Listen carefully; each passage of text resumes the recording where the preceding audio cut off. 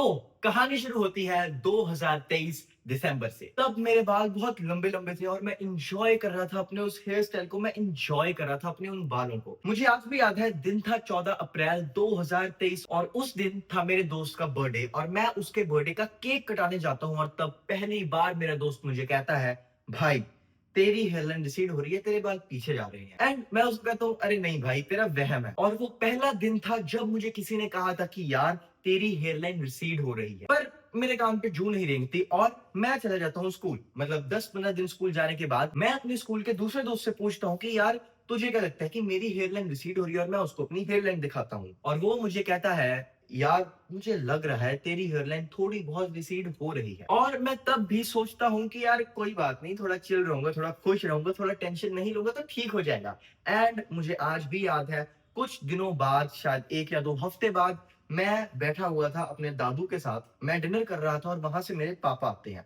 दादू यहाँ, मैं यहाँ, पापा यहाँ, सामने चल रहा इंडिया का कोई टेस्ट मैच और उन राजमा चावलों को खाते खाते मेरे पापा पीछे से आते हैं और कहते हैं, अरे ये तेरे क्या हो गया? और मेरा उस टाइम दिमाग खराब हो जाता है, मेरी उस टाइम हार्ट बीट बढ़ जाती है कि यार पापा भी आज बोल रहे हैं। एंड मेरे पापा मेरे दादू को कहते हैं कि देखो इसके बाल जा रहे हैं। एंड जब मेरे दादू देखते हैं इस चीज को, so my Dadu was like, अबे अपने बाल कटवा, अबे इतने लंबे लंबे बालों को छोड़, अबे अपनी जिंदगी सही कर। एंड आई वाज लाइक, यार आप दोनों ऐसे ही मेरे बाल कटवाने के लिए बोल रहे हो, ये कुछ नहीं हो रहा। और तब मेरे दादू कहते हैं कि बेटा, जब एक मेल के बाल जाते हैं ना, तो उसको छोड़ के बाकी सारी दुनिया को वो दिखता है। और वो सुनने के बाद जो मेरी एंजाइटी बढ़ती है, जो मेरे अंदर से वो चीज निकलती है, मैं कहता हूँ, अरे यार डिनर को छोड़ो, अभी जाके मेरे बाल कटवाओ, मैं अभी जा रहा हूँ एक हेयर कट लेने। और मेरे पापा कहते हैं कि चल सुबह मेरे साथ हॉस्पिटल चलिए। अब जब मैं हॉस्पिटल जाता हूँ तो मैं उन डॉक्टर के पास बैठता हूँ और वो मुझे 3 चीजें ही कहती हैं। पहली चीज, वो मेरे को सलाह देती है, रात को ज्यादा लेट तक ना जागा करो, कोई भी टेंशन मत लिया करो, खुश रहा करो। और दूसरी और तीसरी चीज ये थी कि वो मेरे को 2 दवाइयां देते हैं।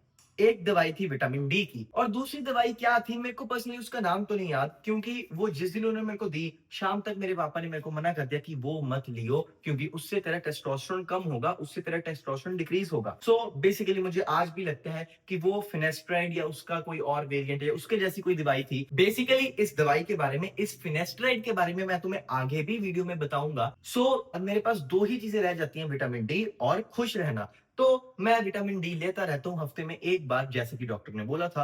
और 10 दिन और निकल जाते हैं और मुझे कोई भी रिजल्ट्स नहीं दिख रहे थे। तो मैं शुरू करता हूँ अपना काम। तो मैं घुस जाता हूँ इंटरनेट वेबसाइट्स में, मैं घुस जाता हूँ उन डिस्कॉर्ड सर्वर्स में, मैं घुस जाता हूँ इंस्टाग्राम और यूट्यूब के पेजेस में, मैं देखता रहता हूँ हजारों लाखों वीडियोस, पढ़ता रहता हूँ कई सारे आर्टिकल्स, और मैं कई सारी चीजों को एक्सप्लोर करके पहुंचता हूं एक चीज पे। मैं कई सारी बुलशिट चीजें करने के बाद, जिनका शायद कोई भी फायदा ना होता, जिन्होंने मेरा टाइम वेस्ट किया, और उन कुत्ते यूट्यूबर्स को मैं गाली ही निकालता हूं आज भी, वो सब करने के बाद मैं पहुंचता हूं सही चीज पे। और इसको क्योर करने के लिए मैं करता हूं 2 चीजें। पहली चीज, मैं शुरू कर देता हूं डर्मा रोल, और दूसरी चीज, मैं स्टार्ट कर देता हूं यूज करना रोजमेरी ऑयल। बट अब आगे की कहानी और हेयर फॉल से कैसे टैकल करें, ये सुनने से पहले हमें जानना पड़ेगा कि हेयर फॉल का रीजन क्या होता है। आखिरकार ये हमें हेयर फॉल होता ही क्यों है। बेसिकली इसके 2 रीजंस होते हैं। बेसिकली जो भी हेयर फॉल होता है वो 2 कैटेगरीज का होता है। एक हेयर फॉल तो हो गया जो हमारे लाइफस्टाइल की वजह से होता है, वही गंदा सोना, गंदा खाना, स्ट्रेस लेना। और दूसरा हेयर फॉल होता है जो हमारे टेस्टोस्टेरोन की वजह से होता है। जी हाँ, you heard it right, testosterone, जो एक मेल के लिए एक अमृत के बराबर होता है, जिसके जितने, मतलब जिसके बारे में अगर बात करूं तो उसके फायदे ही फायदे हैं, उसका कोई नुकसान है ही नहीं। एक्चुअली उसके फायदे ही फायदे हैं, उसके लाखों फायदे हैं, पर उसका एक ही नुकसान है, और वो है hair fall. Basically testosterone directly hair fall नहीं करता। कई सारे ऐसे हाई टेस्टोस्टेरोन मेन हैं जिनके बाल अभी भी वैसे के वैसे हैं, जिनको हेयर फॉल नहीं होता। इसीलिए जरूरी नहीं है कि अगर तुम्हारा टेस्टोस्टेरोन हाई है तो तुम्हें हेयर फॉल होगा ही होगा। बेसिकली अगर तुम्हें मैं सिंपल भाषा में एक्सप्लेन करने की कोशिश करूं तो जो हमारा टेस्टोस्टेरोन होता है वो एक बाय प्रोडक्ट छोड़ता है, which is called dihydro testosterone, DHT। और बेसिकली ये जो DHT होता है, ये हमारे हेयर फॉलिकल्स को ब्लॉक करता है। ये जो रूट्स होती है वहां पे इन रूट्स को ब्लॉक करता है, हेयर फॉलिकल्स को ब्लॉक करके हमें हेयर फॉल देता है, हमें मेल पैटर्न बाल्डनेस देता है। And this is the reason 60 या 65 या 70% ऑफ मेन बाल्ड हो जाते हैं। तो अब अगर मैं इसके सोल्यूशन पे आऊं तो देखो, जो लाइफस्टाइल वाला हेयर फॉल है, जो एक गंदे लाइफस्टाइल की वजह से होता है, तो ऑब्वियसली वो फिक्स हो जाएगा अपने लाइफस्टाइल को फिक्स करके। तो अच्छा खाओ, अच्छा सो और खुश रहो, स्ट्रेस मत लो। पर ये जो दूसरा और मेन रीजन है हमारे हेयर फॉल का, इसको टैकल कैसे करें? तो बेसिकली तुम दुनिया जहान में कुछ भी पढ़ लो, कोई और वीडियो देख लो, किसी का कोई कोर्स खरीद लो, लाखों हजारों पैसे पट लो, किसी डॉक्टर के पास चले जाओ, तुम्हें यही सुनने को मिलेगा जो अब मैं तुम्हें सुनाने वाला हूं। और वो चीज क्या है? वो चीज ये है कि हेयर ट्रांसप्लांट या पीआरपी, इसके अलावा सिर्फ 3 ही चीजें हैं जिससे हम हेयर फॉल को खत्म कर सकते हैं। और टू बी वेरी ऑनेस्ट, इनमें से भी 1-2 चीजें ही काम करती हैं। और बेसिकली इस चीज को समझो कि जो मेल पैटर्न बॉल्डनेस होती है, ये 7 स्टेजेस की होती हैं। और ऐसा ये जनरली कहा जाता है कि स्टेज 3 या ज्यादा से ज्यादा स्टेज 4 तक ही हम हेयर फॉल को क्योर कर सकते हैं। उसके बाद अगर आप हेयर ट्रांसप्लांट भी करा लेते हो तो कभी भी वो लुक नहीं आएगी, कभी भी आपको उतने ज्यादा घने बाल अपनी जवानी वाले, अपने बचपन वाले नहीं मिलेंगे। टू बी ऑनेस्ट, मेरे पापा ने भी 3 बार हेयर ट्रांसप्लांट कराया है, 2019 दिसंबर, 2021 दिसंबर एंड 2023 दिसंबर। बट फिर भी उनके बाल उतने नहीं है। हाँ, कई सारे बाल आए हैं, बट वो जवानी वाले, जब वो 20-25 साल के थे, वो बाल नहीं आए। इवन तुम सलमान खान को भी देख सकते हो, और ऐसे कई न्यूमरस एग्जांपल्स हैं तुम्हारे पास। तो इसीलिए कहीं ना कहीं hair transplant does not work अगर तुम उसको 4, 5 या 6 स्टेज पे करवाते हो। बट स्टेज 1, स्टेज 2, स्टेज 3 या स्टेज 4 में भी हेयर ट्रांसप्लांट वर्क करता है, पीआरपी भी वर्क करती है, और ये जो 3 चीजें हैं ये भी वर्क करती हैं। तो देखो, बेसिकली ये 3 नहीं, ये 4 चीजें। एक तो वही पॉइंट हो गया, लाइफस्टाइल, अच्छा खाओ, अच्छा सो और खुश रहो। और ये जो बाकी 3 चीजें हैं, इन 3 चीजों के अलावा दुनिया में चौथी ऐसी कोई चीज नहीं है जो तुम खुद कर सकते हो हेयर ट्रांसप्लांट को क्योर करने के लिए। अनफॉर्चुनेटली फिर वो सर्जरी, वो हेयर ट्रांसप्लांट और ऐसी चीजें ही रह जाती हैं जो तुम हॉस्पिटल में जाके करोगे। खुद तुम इन 3 चीजों के अलावा कुछ भी नहीं कर सकते। और इन 3 चीजों में से सबसे पहली चीज है डर्मा रोलिंग, वही जो मैंने किया था। अब सीधा अगर तुम्हें बताऊं डर्मा रोलिंग कैसे करनी है, एक 0.5 mm या 0.25 mm का एक डर्मा रोलर ले लो और उसको अपने सिर पे फेरना शुरू कर दो, बस सिंपल। पर इसका भी एक तरीका होता है। शुरू करने से पहले और शुरू करने के बाद हमेशा उसको डिसइंफेक्ट जरूर करो। उसको डिसइंफेक्ट करने का एक सोल्यूशन भी जरूर साथ मंगवा लो, क्योंकि अगर तुम उसको डिसइंफेक्ट नहीं करते तो कोई और इन्फेक्शन हो जाएगी, कोई बड़ी चीज हो जाएगी, और फिर तुम्हारी लाइफ और भी ज्यादा हेल बन जाएगी। तो इसीलिए यूज करने से पहले उसको तुम डिसइंफेक्ट करो, फिर 2-4 मिनट रुको, उसके बाद उसको पानी से थोड़ा साफ करो, और उसके बाद सूख जाने के बाद उसको यूज करो। यूज कैसे करना है? ऐसे ऐसे 2 हो गए, ऐसे ऐसे 3 और 4 हो गए, ऐसे ऐसे 5 और 6 हो गए, ऐसे ऐसे 7 और 8 हो गए। तो बेसिकली तुमने मेन इन 4 मोशंस में टोटल 8 मोशंस हो गए। ऐसे अपनी हेयर लाइन के हर पॉइंट पे और अपने ये वाले क्राउन एरिया के हर पॉइंट में डर्मा रोलर को यूज करना है। मान लो ये पॉइंट, तो यहाँ पे 8 की 8, ये पॉइंट, ये पॉइंट, ये पॉइंट, ये पॉइंट, ये और पीछे वाला ये। और विद टाइम इंक्रीज करते रहना, जैसे कि सबसे पहले 0.25 या 0.5, उसके बाद 0.75, उसके बाद 0.1, उसके बाद 0.125, और ऐसे ऐसे करके इंक्रीज करते जाना। तो इससे बेसिकली क्या होगा, इससे तुम्हारा ब्लड फ्लो ही इंक्रीज होगा। इसको करने से तुम्हारा यहाँ का ब्लड फ्लो इंक्रीज हो जाएगा और जो कंडीशन है वो थोड़ी सी बेटर हो जाएगी। द नेक्स्ट थिंग इज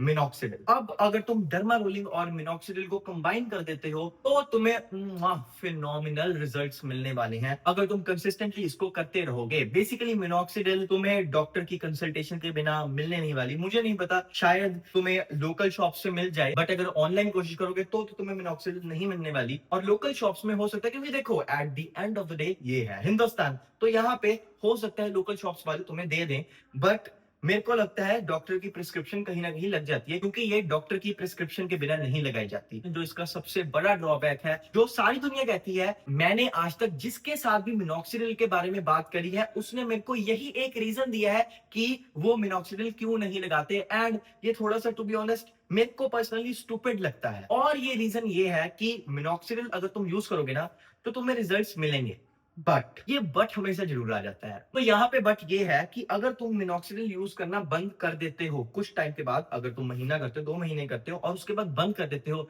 तो तुम्हारे बाल वापस झड़ना शुरू हो जाएंगे। अब अगर तुम्हारे भी दिल को हॉल पड़ने लग गया है तो बेसिकली मेरी एक बात सुनो और मेरे को जवाब दो।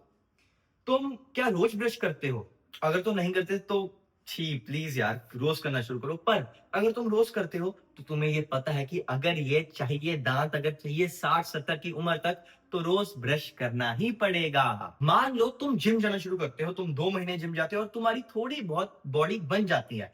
तो अगर तुम जिम जाना छोड़ दोगे और गंदी डाइट लेना शुरू कर दोगे तो क्या वो बॉडी वैसी की वैसी बनी रहेगी? नहीं, वो बॉडी नहीं बनेगी। अगर मरते दम तक बॉडी बनाई रखनी है तो मरते दम तक जिम जाना ही पड़ेगा। तो लाइफ में हर चीज चलती ही ऐसे है ना यार मेरी जान। इवन मेरे खुद के पापा ही इज लाइक यार मिनॉक्सिडिल सारी जिंदगी लगानी पड़ती है इसलिए मैं मिनॉक्सिडिल नहीं लगा रहा, एंड सब लोग यही बोलते हैं। बट मेरी बात सुनो, ये जो मैंने तुम्हें ब्रश करने का और ये जो मैंने तुम्हें जिम का एग्जांपल दिया है सेम ही तो चीज है यार, सेम ही तो चीज है। तुम अपने दिमाग को ये क्यों बता रहे हो? क्या तुम दिन में 5 मिनट लाइक सीरियसली सिर्फ 5 मिनट्स नहीं दे सकते यार अपने आप को, अपने बालों को? मतलब रोज के कंसिस्टेंटली 5 मिनट, 5 मिनट तुम्हारे जिंदगी भर बाल बचा के रखेंगे। How cool is that man? और अब अगर मैं तीसरी चीज पे आ जाऊं तो this is finasteride. Yes, finasteride एक ऐसा कैप्सूल होता है, एक ऐसी दवाई होती है जिसको लेने से हमारा जो डीएचटी है वो ब्लॉक होता है। बेसिकली वो डीएचटी ब्लॉकर एक दवाई होती है और ये भी डॉक्टर की प्रिस्क्रिप्शन के साथ ही ली जाती है। अगर इसको डॉक्टर की प्रिस्क्रिप्शन के बिना लोगे तो तुम काफी सारी चीजें फेस कर सकते हो, इवन मर भी सकते हो। इसलिए भाई मैं तो ना ही तुम्हें बोलूंगा कि फिनेस्ट्राइड लो बिना डॉक्टर से पूछे, और मैं तो इवन ये भी नहीं तुम्हें बोलूंगा कि तुम मिनॉक्सिडिल यूज करो, ठीक है? तो अगर तुम्हारी उम्र है 25 साल, लाइक 24 साल, 23 साल या 30 साल, 29 साल और तुम देख रहे हो यार बाल तो बहुत ज्यादा ही चले गए हैं, अब कुछ करना है, तो ये 3 चीजें हैं, यही करो, अपने डॉक्टर से कंसल्ट करो और इन 3 चीजों को जितनी जल्दी हो सके उतनी जल्दी शुरू करो और मरते दम तक ये करते रहो। और इसके अलावा कोई देसी नुस्खा ये कर लो वो कर लो, अंडे लगा लो, ये कर लो वो कर लो, कुछ भी काम नहीं आने वाला। जहां मर्जी चले जाओ, जो मर्जी कोर्स ले लो, इसके अलावा कोई भी चीज एग्जिस्ट नहीं करती। हाँ, अपने हेयर की केयर करो, अच्छा लाइफस्टाइल रखो, वही सारी चीजें। पर अगर अच्छे लाइफस्टाइल और ये जो सर्जिकल ट्रीटमेंट्स हैं इनके अलावा सिर्फ ये 3 चीजें ही बचती हैं तुम्हारे पास हेयर फॉल को, हेयर लॉस को ट्रीट करने के लिए। तो अगर मैं इस वीडियो को एक सेकंड में बता दूं तो हेयर लॉस के लिए 5 चीजें हैं। पहला लाइफस्टाइल, उसके बाद ये जो सर्जिकल ट्रीटमेंट्स हैं पीआरपी या फिर हेयर ट्रांसप्लांट, और जो 3 मेन चीजें हैं वो है डर्मा रोलिंग, मिनॉक्सिडिल और फिनेस्ट्राइड। इन 5 चीजों के अलावा तुम सैडली इस दुनिया में कुछ भी नहीं कर सकते। हम बने ही ऐसे हैं। भगवान जी के आगे प्रार्थना करो कि भगवान जी कोई 6वीं चीज दे दो, पर ऐसी 6वीं चीज पूरी दुनिया में एग्जिस्ट ही नहीं करती। और अगर तुम जरा से भी इंटरेस्टेड हो लुक्स मैक्सिंग में और अपने आप को ट्रांसफॉर्म करना चाहते हो यहाँ से यहाँ, तो ये ट्रांसफॉर्मेशन मैंने करी थी 2021 से लेकर 2024 तक, जिसमें मैंने कई सारी इंफॉर्मेशन को अपने ऊपर एक्सपेरिमेंट किया और इस रिजल्ट तक पहुंच पाया। और ये सारी इंफॉर्मेशन मैं तुम्हें दे दूंगा ऐसे in my course becoming my best. ये अभी बना नहीं है, मैं इसको करंटली बना रहा हूं अपनी कड़ी मेहनत के साथ, तो इसीलिए ये है अभी प्री ऑर्डर पे, और प्री ऑर्डर पे होने की वजह से ये है अभी 50% ऑफ पे। जब ये बन जाएगा तब इसका प्राइस डबल हो जाएगा। इसलिए अगर तुम इंटरेस्टेड हो तो डिस्क्रिप्शन चेक करो, वहां पे मेरी ईमेल है, मेरे को मैसेज कर दो कि भाई ये कोर्स मेरे को चाहिए, मेरे लिए ये प्री ऑर्डर कर दो। Do subscribe for more such content.